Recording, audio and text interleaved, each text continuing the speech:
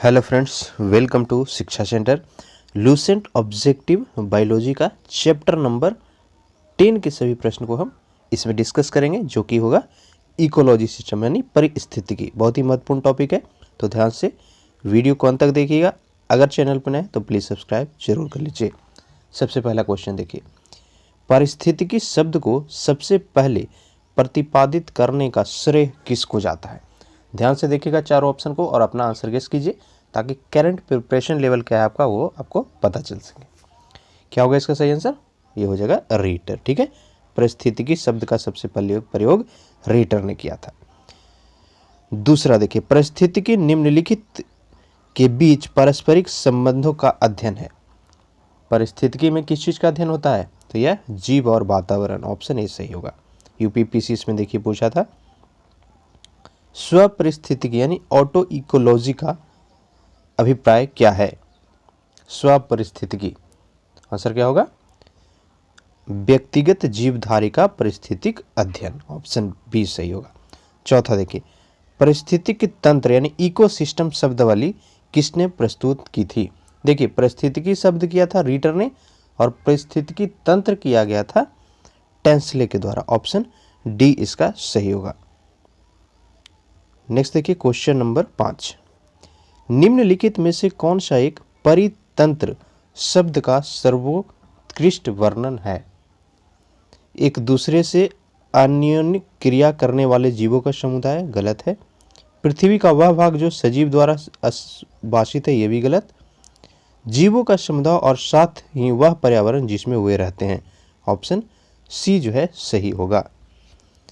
परिस्थितिकी तंत्र के दो घटक, परिस्थितिक तंत्र का दो घटक कौन कौन सा है? तो जैविक और अजैविक। ऑप्शन बी सही होगा इसका। सातवां देखिए, निम्न में से कौन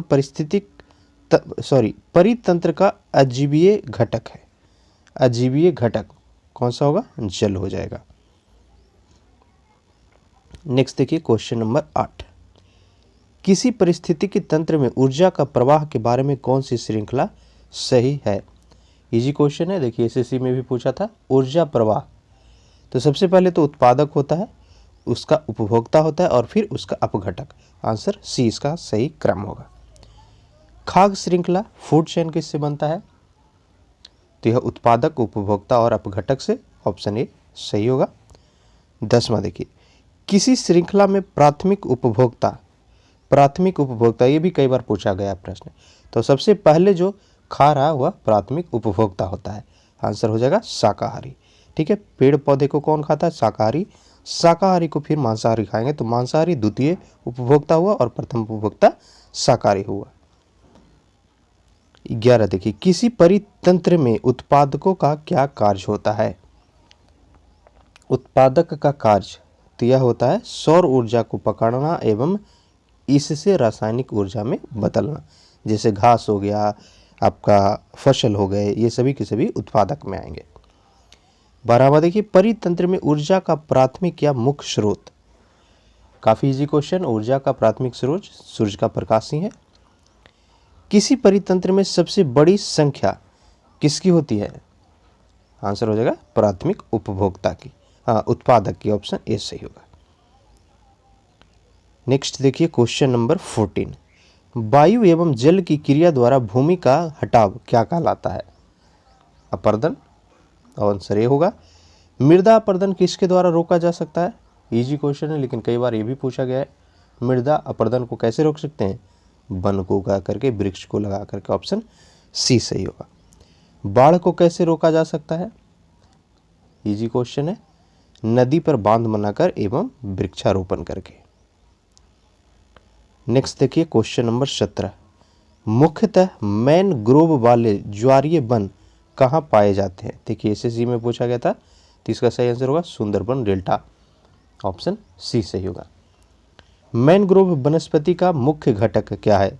राइजोफोरा, फाइकस, मैंजीफेरा या फिर प्रेसपिस? तो ये हो जाएगा राइजोफोरा। Option A. समुद्र के किनारे वनस्पति को क्या कहा जाता है? आंसर हो जाएगा लवणोभिद वनस्पति। लवण आप बर्ड को भी रिलेट कर सकते थे। समुद्री जल में लवण की मात्रा ज़्यादा होता है, उसके आसपास पाई जाने वाली वनस्पति लवणोभीत कहलाएगी।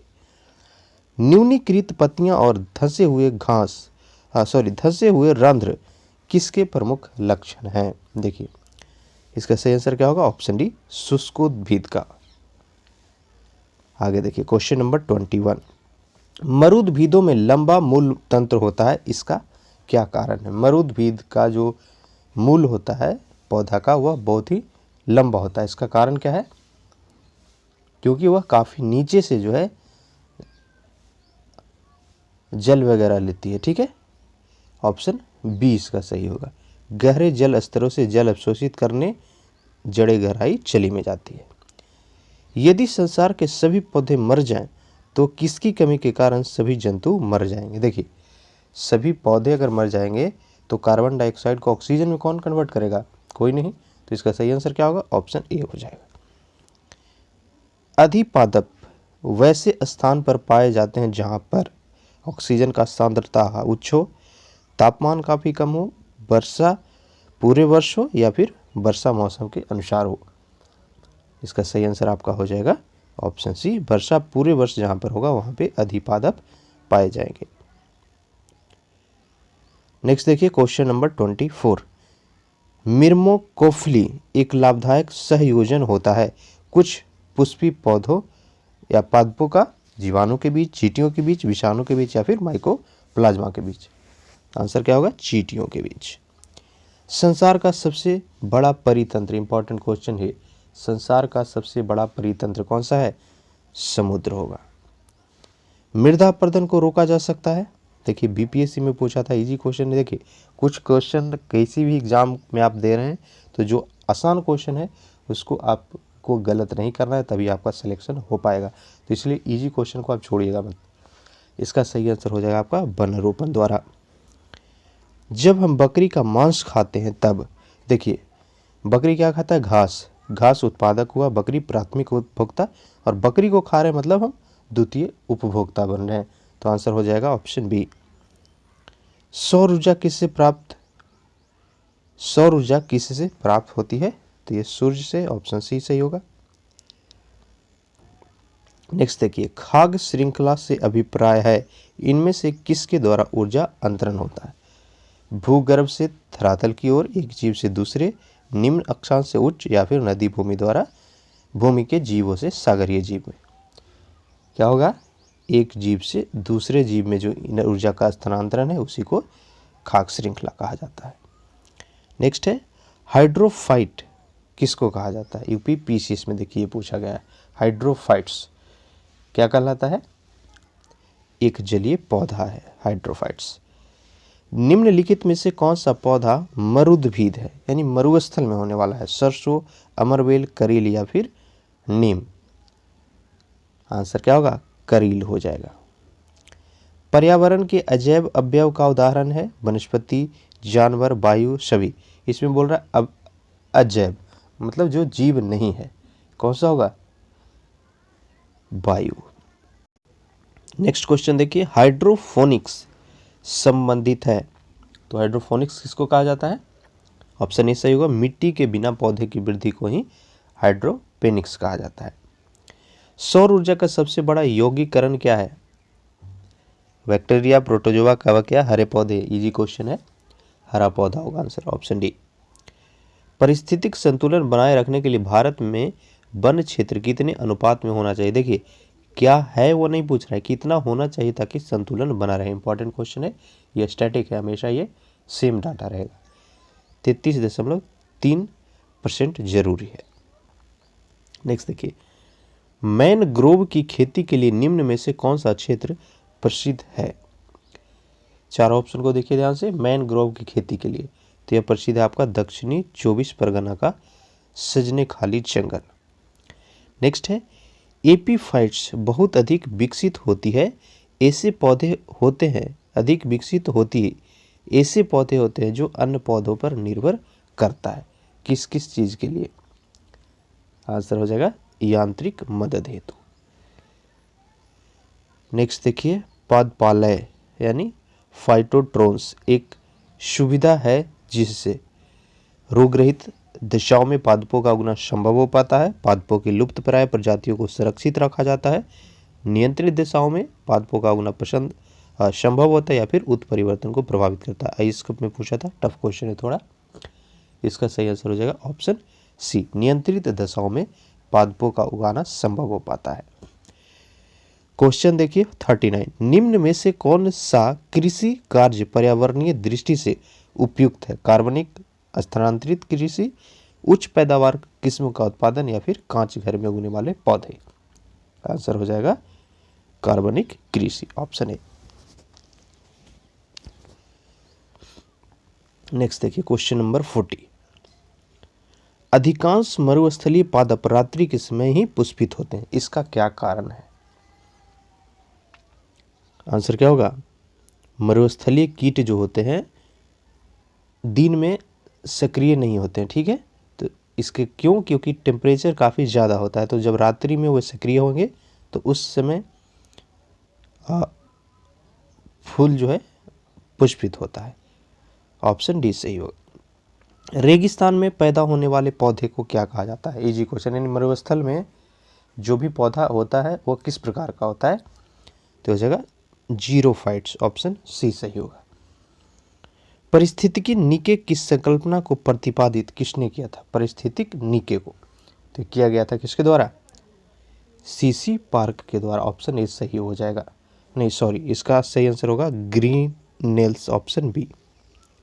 नेक्स्ट देखिए, निम्नलिखित में से कौन सा सबसे अधिक स्थिर परितंत्र यानी परिस्थितिक तंत्र है, यानी जहाँ पे परिवर्तन काफ़ी कम होते हैं? तो यह महासागर ही होगा, ऑप्शन ए सही होगा। 44 देखिए, मनुष्य किसके द्वारा जीव मंडल में परिस्थितिक संतुलन बनाए रखता है? मनुष्य किसके द्वारा जीव मंडल में परिस्थितिक संतुलन बनाए रखता है? तो ये हो जाएगा संबंधित पौधों की नई किस्में और पालतू पशु की नई नस्ल विकसित करना। देखिए 45 क्वेश्चन नंबर, सामाजिक वानिकी क्या है? इंपॉर्टेंट है ये भी। सामाजिक वानिकी क्या है? ध्यान से देखिए ऑप्शन को। तो ये हो जाएगा ऑप्शन डी, सहकारी स्वामित्व वाली भूमि पर उपयोगी पौधे को उगाना और इसकी व्यवस्था करना ही सामाजिक वानिकी कहलाती है। नेक्स्ट है, पृथ्वी शिखर सम्मेलन कहाँ पर हुआ था? 46 पृथ्वी शिखर सम्मेलन, तो ये सबसे पहले रियो डी जेनेरो में हुआ था। राष्ट्रीय वनस्पतिक उद्यान कहाँ पर स्थित है? आंसर हो जाएगा लखनऊ में। सारे प्रश्न देखिए पूछे हुए हैं, बहुत ही इंपॉर्टेंट है। भारत में वन अनुसंधान संस्थान कहाँ पर स्थित है? ये आपका देहरादून में स्थित है। पृथ्वी का विशालतम पारिस्थितिक तंत्र, आंसर हो जाएगा जलमंडल। नेक्स्ट देखिए क्वेश्चन नंबर 50, निम्नलिखित में से कौन कृत्रिम पारिस्थितिक तंत्र है? आंसर हो जाएगा धान का खेत, option A. Red data book में किसका विवरण दिया गया है? केवल विलुप्त जीव जंतु जीवाश्म या फिर संकटग्रस्त पादप और जीव जंतु या केवल संकटापन्न पादप? इंपॉर्टेंट है, रेड डाटा बुक, तो उसमें शामिल किसको किया जाता है? संकटापन्न पादप और जीव जंतु को। रेड डाटा बुक उन जातियों के बारे में जानकारी देती है जो लुप्त है, खतरनाक है, संकटपन्न है या फिर बिरली है। तो आंसर हो जाएगा जो संकट में आती है उसको उसमें लिखा जाता है। इनमें से कौन सा जैव विविधता के लिए खतरा है? 53 क्वेश्चन नंबर, भांगुर परिस्थितिक जैसे मैनग्रोव और नमभूमि, गलत है। हिमालय में अगम आवास, ये भी गलत। प्राकृतिक आवास और वनस्पति का विनाश तथा झूमखेती, ये सही होगा। इसके कारण जैव विविधता जो है उसमें खतरा या बोल सकते हैं प्रभावित होता है, उसके कारण जेपीएससी में पूछा था। नेक्स्ट देखिए, भारत में पारिस्थितिक असंतुलन का कौन सा एक प्रमुख कारण है? सही आंसर क्या हो जाएगा? वनोन्मूलन हो जाएगा, ऑप्शन ए। नेक्स्ट देखिए, ताल पारिस्थितिक तंत्र की स्थिरता निर्भर करती है सूक्ष्म जीव मछलियां पर, मछली सरीसृप पर, उत्पादक उपभोक्ता या फिर सूक्ष्म जीव और पानी प्लवकों पर? आंसर क्या होगा इसका? ऑप्शन डी हो जाएगा, उत्पादक और उपभोक्ता पर। प्रकृति के संतुलन को तय करने वाला मुख्य कारक क्या है? सही आंसर क्या होगा? मानव की गतिविधियां। नेक्स्ट देखिए, निम्न में से किसे वैश्विक विरासत का वन माना जाता है? वैश्विक विरासत का वन, उड़ीसा का नंदनकानन, असम का काजीरंगा, सुंदरबन या फिर भारतीय वनस्पति उद्यान शिवपुर। आंसर क्या होगा? पश्चिम बंगाल का सुंदरबन होगा। वह वर्णक जो वनस्पति को पराबैंगनी किरणों के दुष्प्रभाव से बचाता है कौन सा है? वनस्पति को पराबैंगनी किरण से बचाने वाला कारक, वह क्या होगा? फाइकोसाइनिन, ऑप्शन सी सही होगा इसका। नेक्स्ट देखिए, सर्वाधिक जैव विविधता कहाँ पाई जाती है? ये भी काफ़ी इंपॉर्टेंट क्वेश्चन है, बार बार पूछता है बहुत सारे परीक्षाओं में। सबसे ज़्यादा जैव विविधता तो ये कहाँ पर पाया जाता है? उष्णकटिबंधीय वर्षावन में। काजीरंगा किसके लिए फेमस है? आंसर हो जाएगा गैंडों के लिए, एक सींग वाले गैंडे वहाँ पे होते हैं। पारिस्थितिक तंत्र में तत्वों के चक्रण को क्या कहा जाता है? रासायनिक चक्र, भूवैज्ञानिक चक्र, जैव भू रासायनिक चक्र या फिर भू रासायनिक चक्र। कौन सा सही होगा? तो इसका सही आंसर आपका होगा जैव भू रासायनिक चक्र, ऑप्शन बी। नेक्स्ट देखिए, चिपको आंदोलन मूल रूप से किसके विरुद्ध था? इजी क्वेश्चन है, वन कटाई के विरुद्ध। इको मार्क उन भारतीय उत्पादकों को दिया जाता है जो, इको मार्क किस प्रकार के उत्पाद को दिया जाता है? तो जो पर्यावरण के मैत्रीपूर्ण हो, यानी इको फ्रेंडली हो, इन्वायरमेंट फ्रेंडली हो। नेक्स्ट देखते हैं क्वेश्चन नंबर 64। वातावरण में ग्रीन हाउस गैस के बढ़ते बाहुल्य के कारण निम्नलिखित प्रभावित हुए हैं सिवाय, यानी किसके अलावा सारा चीज जो है प्रभावित हुआ है? भूमंडलीय गर्मी, यह तो प्रभावित हुआ ही है। समताप मंडल में ओजोन की परत व अपक्षय, ये भी प्रभावित हुआ है। ऑक्सीजन निषेचन प्रभाव, ये प्रभावित नहीं हुआ, तो आंसर ऑप्शन सी ही होगा। ओजोन इतनी सांद्रता यानी संकेंद्रण पर गंभीर फुसफुसीय शोफ उत्पन्न करके मानव स्वास्थ्य को प्रभावित करता है। आंसर होगा 9.0 ppm। विश्व का सबसे अधिक तेजी से बढ़ने वाला जलीय पौधा या पादप, इंपॉर्टेंट क्वेश्चन, दुनिया का कौन सा ऐसा जलीय पादप है जो सबसे तेजी से वृद्धि करता है? तो यह जगह जल हायासिंथ। निम्नलिखित में से किस कार्य से पारिस्थितिक संतुलन बिगड़ जाता है? लकड़ी काटना, वन महोत्सव, सामाजिक वानिकी या फिर वनारोपण। आंसर हो जाएगा लकड़ी काटना या पेड़ काटना। यदि विश्व के सभी पादप मर जाते हैं तो सभी पशु भी इनकी कमी के कारण मर जाएंगे। क्यों? क्योंकि ऑक्सीजन जो है नहीं मिल पाएगा। जब पादप विविधता को प्राकृतिक आवास में संरक्षित किया जाता है तो इस संरक्षण को क्या कहा जाता है? आंसर होगा स्वस्थाने, ऑप्शन बी।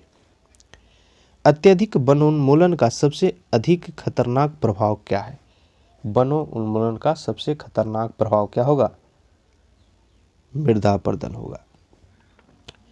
चारण आहार श्रृंखला के आधार तल में जीव होते हैं, यानी सबसे निचले आधार जो आपका चारण आहार श्रृंखला मान लीजिए है, तो सबसे निचला तल पर कौन सा होता है? उत्पादक होता है, उसके बाद शाकाहारी, फिर मांसाहारी और फिर अपघटक होता है। नेक्स्ट देखिए 72।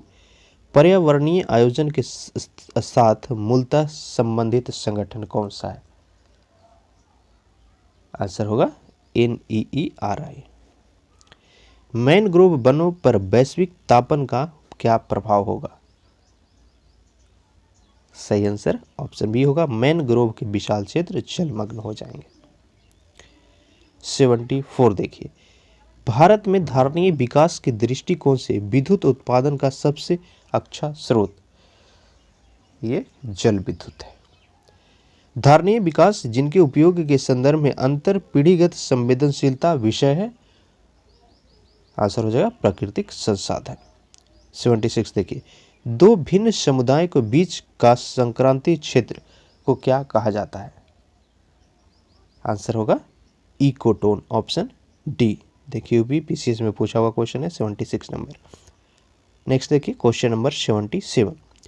एक मनुष्य के जीवन को पूर्ण रूप से धारणीय करने के लिए आवश्यक न्यूनतम भूमि को क्या कहते हैं?